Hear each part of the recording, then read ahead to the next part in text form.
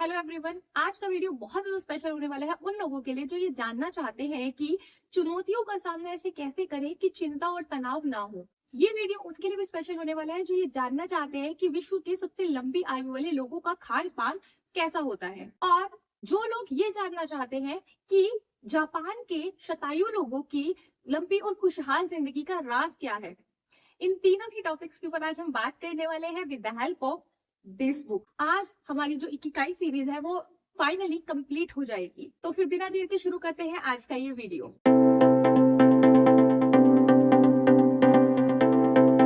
सबसे पहला क्वेश्चन ये था कि हम चुनौतियों का सामना ऐसे कैसे करें कि हमें चिंता और तनाव ना हो। आज नहीं तो कल हम सभी को कठिन परिस्थितियों का सामना तो करना ही पड़ता है। हम उनका सामना कैसे करते हैं इस पर बहुत सारी बातें निर्भर करती हैं। कठिन घटनाओं का सामना करने में हमारे शरीर, मन, भावनाओं को मिला हुआ दृढ़ता का प्रशिक्षण ही काम में आता है। समस्याओं का सामना करने की क्षमता मतलब हमारी दृढ़ता। हम जितनी जल्दी दृढ़ता के साथ समस्याओं का सामना कर पाएंगे, हम उतनी ही जल्दी समस्याओं से बाहर निकल पाएंगे और अर्थपूर्ण जीवन जी पाएंगे। गौतम बुद्ध, जिन्हें हम महात्मा बुद्ध भी कहते हैं, वो कहते हैं कि मनुष्य को संसार में रहकर सभी चीजों का लाभ भी लेना चाहिए और साथ ही उन सभी चीजों से किसी भी पल मुक्त होने के लिए जो सजगता आवश्यक है वह भी उसके पास होनी चाहिए। गौतम बुद्ध कहते हैं कि अगर आपके पास जो चीज है आपको उसका लाभ जरूर उठाना चाहिए, लेकिन आपको इस चीज का भी आभास होना चाहिए कि वो चीज कभी भी आपसे दूर हो सकती है, इसलिए उसके आदी नहीं बनना चाहिए। जगत में सांसारिक चीजों का आनंद लेने में कुछ भी गलत नहीं है, जब तक आप उसके गुलाम नहीं हो जाते तब तक यह करना बिल्कुल सही है। आनंद को छोड़ना हमारा लक्ष्य नहीं होना चाहिए, बल्कि उससे जुड़ी नकारात्मक भावनाओं पर विजय प्राप्त करना हमारा लक्ष्य होना चाहिए। सुख और इच्छाएं समस्या नहीं है, जब तक हम उसके गुलाम ना बने तो इसका आनंद लेने में कोई भी हर्ष नहीं है। इंसान कभी भी संतुष्ट नहीं होता है। इच्छाओं और आकांक्षाओं के पीछे भागने का कोई अर्थ नहीं है। सद्गुणी इंसान का उद्देश्य होता है निश्चल और स्थिर चित्त अवस्था प्राप्त करना, यानी ऐसी अवस्था प्राप्त करना जिसमें क्रोध, लोभ, भय, चिंता जैसी भावनाएं नहीं होती हैं। सिर्फ आनंद, प्रेम, शांति और धन्यवाद के भाव होते हैं। नकारात्मक कल्पना करते वक्त हमें घटनाओं के बारे में सोचना होता है, लेकिन उसकी चिंता नहीं करनी होती। अगर हमारे अंदर नेगेटिव थॉट्स आते हैं तो उसमें कोई बुराई नहीं है, बस हमें उसके बारे में ज्यादा देर तक सोचना नहीं है। जो चीजें हमारे नियंत्रण में नहीं होती है उसके बारे में चिंता करने का कोई भी फायदा नहीं होता है। हमें यह पता होना चाहिए कि हम कौन सी चीजें बदल सकते हैं और कौन सी नहीं बदल सकते। इस जानकारी की वजह से हमें नकारात्मक भावनाओं को रोकने में मदद मिलती है। हमें बस इतना पता होना चाहिए कि क्या चीजें हमारे कंट्रोल में है। अगर हम उसे बदल सकते हैं तो हमें उसे बदलना चाहिए, लेकिन अगर हमें लगता है कि हम उसे नहीं बदल सकते हैं, उसके बारे में ज्यादा नेगेटिव चीजें सोच कर भी कोई फायदा नहीं होता, तो इसलिए हमें उस चीज को छोड़ देना चाहिए। जो हम बदल सकते हैं उसे बदलना चाहिए, लेकिन जो हमारे कंट्रोल में नहीं है उसके बारे में हमें ज्यादा नहीं सोचना चाहिए। दृढ़ता आने के लिए एक उपाय है कि आपको यह तय करना होगा कि आपको कौन से काल में जीना है। वर्तमान ही एकमात्र ऐसा काल है जिस पर हमारा नियंत्रण है। भूतकाल और भविष्य काल की चिंता करने से अच्छा है कि हम वर्तमान में जिए और अभी हमारे सामने क्या है उस पर विचार करें। पीछे क्या हो गया उसके बारे में सोचने से या आगे क्या होगा उसके बारे में सोचने से कोई फायदा नहीं होने वाला।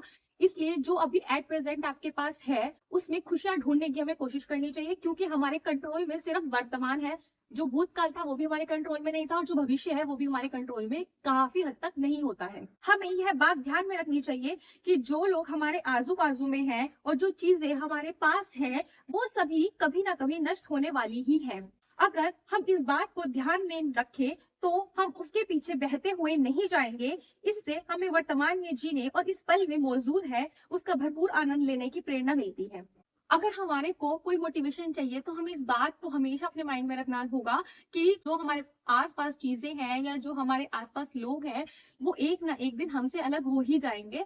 तो इसलिए उनके बारे में या उनके लिए ज्यादा चिंता करके कोई फायदा नहीं है। ये चीज हमें वर्तमान में जीना सिखाएगी। परिपूर्णता में सुंदरता खोजने की बजाय अपूर्णता में सुंदरता खोजना भी एक कला है। कंप्लीट चीज में सुंदरता खोजने की जगह अगर हम इनकम्प्लीट चीज में सुंदरता को ढूंढने लगेंगे तो वो हमारे जीवन को और आसान कर देगी। वर्तमान का पल ही असली है और वो जाकर कभी वापस नहीं आता है। हमें इस बात को स्वीकार करना होगा कि कुछ चीजों पर हमारा कोई नियंत्रण नहीं होता है।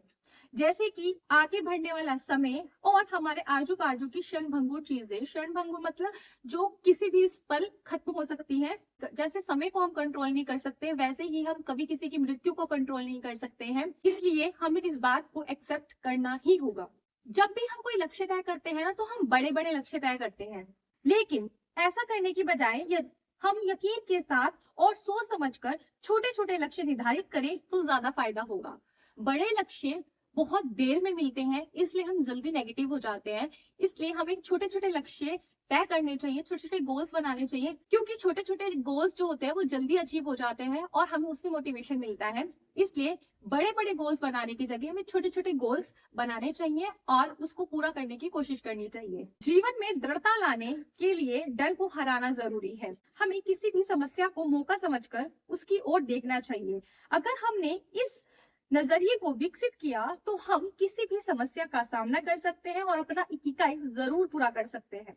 जीवन के लक्ष्यों को तभी पूरा कर पाएंगे जब हम अपने अंदर का डर निकाल देंगे। हारने का डर, किसी को खोने का डर, किसी चीज में नुकसान का डर। अगर हम अपने अंदर का डर खत्म कर देंगे तो हमारे को किसी चीज को पाना आसान हो जाएगा, अपनी इकाई तक पहुंचना आसान हो जाएगा। तेज गति से आगे जाने वाला समय हमें यही बताता है कि यह जीवन जो है वो क्षणभंगुर है। टाइम भी हमें यही बता रहा है कि जो चीजें है ना वो नश्वर है, वो कभी भी खत्म हो सकती है। इसलिए हमें वर्तमान में जीना चाहिए और वर्तमान में जो हमारे पास है, एट प्रेजेंट जो हमारे पास है, हमें उसी में खुशियां ढूंढनी चाहिए और खुश होने की कोशिश करनी चाहिए। अगर हमें अपना इकिगाई स्पष्ट है ना, तो हम वर्तमान जीवन में भी आनंद और खुशी को ढूंढ सकते हैं। और अगर आपका कोई इकिगाई नहीं है तो अपने इकिगाई को ढूंढना भी आपका इकिगाई हो सकता है। आई होप आपको ये बात समझ में आ गई होगी कि अगर आपको चुनौतियों का सामना करना है और चिंता और तनाव को भी अपने से दूर रखना है, एट प्रेजेंट में ही आपको खुश रहना सीखना पड़ेगा, क्योंकि जो अभी वर्तमान में हमारे पास है वो इन फ्यूचर हमारे पास हो या नहीं हो उसकी भी कोई गारंटी नहीं है। इसलिए वर्तमान में जीना, वर्तमान में ही खुश रहना, हर एक पल को एंजॉय करना अगर हम सीख जाते हैं तो हम चिंता और तनाव को अपने से दूर कर सकते हैं। मुश्किल है लेकिन इम्पॉसिबल नहीं है। आगे हैं हम दूसरे क्वेश्चन पर, जो कि था कि सबसे लंबी आयु के लोगों का खान पान कैसा होता है। विश्व में सबसे ज्यादा आयुर्मान जापान में है और उससे भी ज्यादा जापान के ओकिनावा में है। देखा जाए तो ओकिनावा जापान का ऐसा प्रदेश है जहां पर दूसरे महायुद्ध के बाद बहुत ज्यादा नुकसान हुआ था। सिर्फ युद्ध के वक्त ही नहीं बल्कि बाद में भी उन्हें भूख और साधनों की कमी का सामना करना पड़ा था। 1940 और 50 में वहां का आयुर्मान ज्यादा नहीं था। जैसे ही वो उस झटके से उभरे तभी से उनकी गिनती सबसे ज्यादा आयुर्मान वाले इलाके के रूप में होने लगी। जानकारों का ऐसा मानना है कि ओकिनावा एक ऐसा इलाका है जहां पर ज्यादातर लोग पैदल या फिर सिर्फ साइकिल से चलते हैं। दिन भर में 10 ग्राम नमक खाने का सरकार का जो नियम है उसका बड़ी सख्ती से पालन किया जाता है। हार्ट अटैक से मृत्यु की संभावना ओकिनावा में सबसे ज्यादा कम है और इसका मुख्य कारण वहाँ की खाद्य संस्कृति है। चलिए जानते हैं वहाँ की खाद्य संस्कृति की कुछ मुख्य बातें। यहाँ के लोग विविधतापूर्ण खाना खाते हैं जिसमें सब्जियों की मात्रा सबसे ज्यादा होती है। वे 206 प्रकार के पदार्थ खाते हैं जिसमें मसाले भी सम्मिलित है। वे दिन भर में कम से कम 18 प्रकार के खाद्य पदार्थ खाते हैं। वे दिन में 7 प्रकार के फल खाते हैं। वे इंद्रधनुषी खाना खाते हैं। इसका मतलब है कि वो देखते हैं कि उनके खाने में लाल शिमला मिर्च, गाजर, पालक, गोभी, बैंगन है या नहीं है। साथ ही अंकुरित अनाज, टोफू, सब्जियां, आलू खाने में होना जरूरी है। वे 30% से ज्यादा कैलोरी सब्जियों से ही लेते हैं।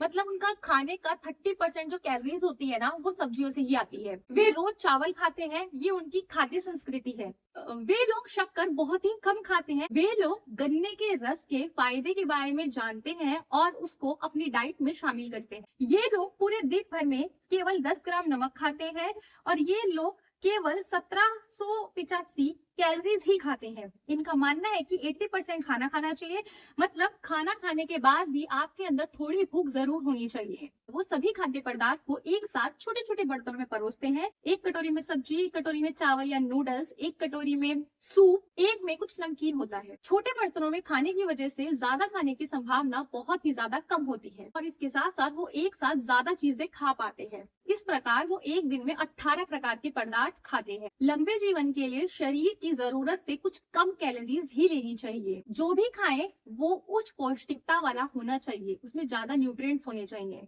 कम कैलोरीज का एक और फायदा होता है कि शरीर में IGF-1 मतलब इंसुलिन लाइक ग्रोथ फैक्टर 1 का मात्रा कम होती है। IGF-1 एक ऐसा प्रोटीन है जो कि इंसानों व जानवरों की उम्र बढ़ने की प्रक्रिया में महत्वपूर्ण भूमिका निभाता है और मनुष्यों और जानवरों के खून में इसकी अधिकता बुढ़ापा लाने के कारणों में से एक हो सकती है। IGF-1 अगर हमारे शरीर में ज्यादा होता है तो हमारे अंदर बुढ़ापा जल्दी आता है, इसलिए इसकी मात्रा को कम करने के लिए वो कम कैलोरीज खाते हैं, जिसकी वजह से उन्हें बुढ़ापा देर से आता है। 80% खाने का जो नियम है आप उसको हफ्ते में 1 या 2 दिन उपवास रख के भी पूरा कर सकते हैं। 5:2 के सूत्र के अनुसार आप 5 दिन जो चाहे वो खा सकते हैं और 2 दिन आपको उपवास रखना होगा। और ये जो 2 दिन आप उपवास रखेंगे उन दिनों में आप 500 कैलोरीज से ज्यादा नहीं खा सकते हैं। बाकी 5 दिन में आप नियमित कैलोरीज ले सकते हैं। इस तरह भी आप 80% जो खाना खाने का रूल है आप उसको पूरा कर सकते हो। मतलब या तो आप 80% खाना खाओ डेली बेसिस पे, या फिर आप 5 दिन आप नॉर्मल खाना खाओ और 2 दिन आप फास्ट रखकर भी इस चीज को पूरा कर सकते हैं। एंटीऑक्सीडेंट लेना उनकी जीवन शैली का अंग है।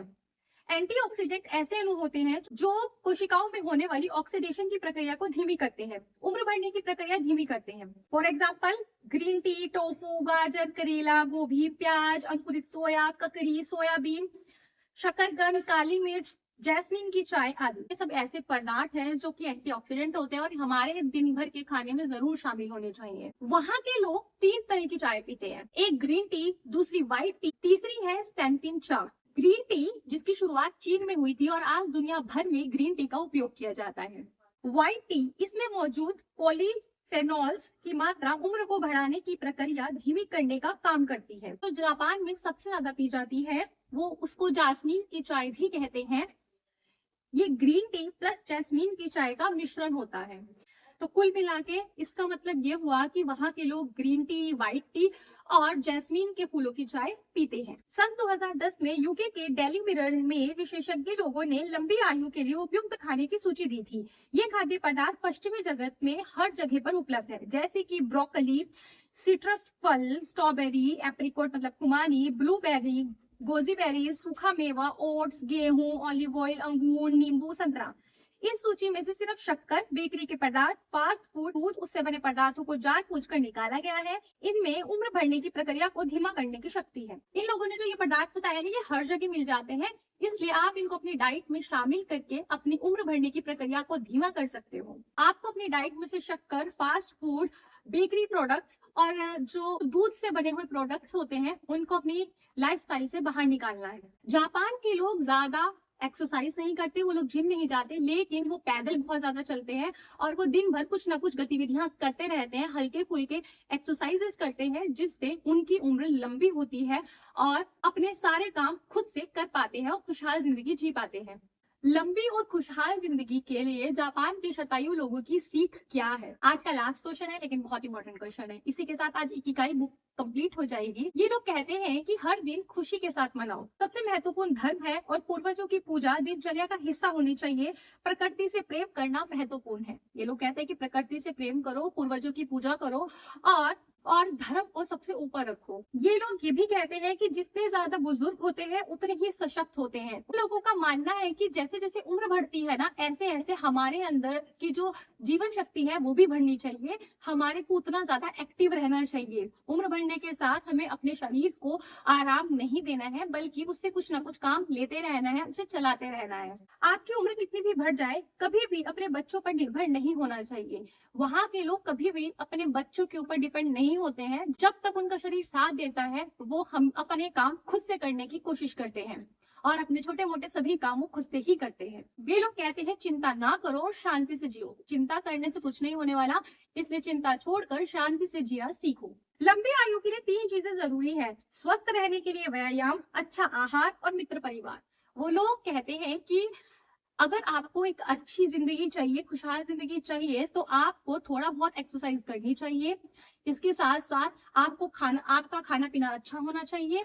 तीसरी चीज है, आपका जो परिवार है और आपके मित्र है वो आपके साथ होने चाहिए। एक समय में एक ही काम करें, किसी काम को अपने ऊपर हावी ना होने दें। उनका मानना है कि एक टाइम पर एक ही काम करना चाहिए, मल्टीटास्किंग नहीं करनी चाहिए, क्योंकि इसकी वजह से आपको स्ट्रेस होता है। आपको स्ट्रेस से दूर रहने की कोशिश करनी चाहिए।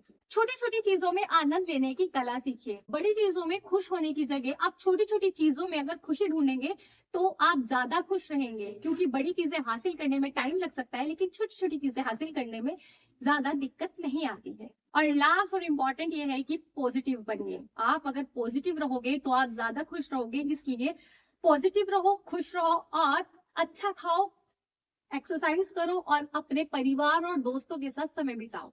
इसी के साथ हम इस वीडियो का एंड करते हैं। आई होप आपको ये इकिगाई की सीरीज अच्छी लगी होगी। इसकी 2 वीडियोस और है, अगर आपने वो नहीं देखी है तो उसे एक बार जाकर जरूर देख लीजिएगा। अगर आपको हमारी वीडियो थोड़ी भी अच्छी लगी हो तो इसे लाइक कर देना। चैनल पे पहली बार आई हो तो इसको सब्सक्राइब करे बिना बिल्कुल मत जाना। आई होप ये वीडियो आपके लिए यूजफुल रही हो। मिलते हैं नेक्स्ट वीडियो के साथ, तब तक के लिए बाय बाय।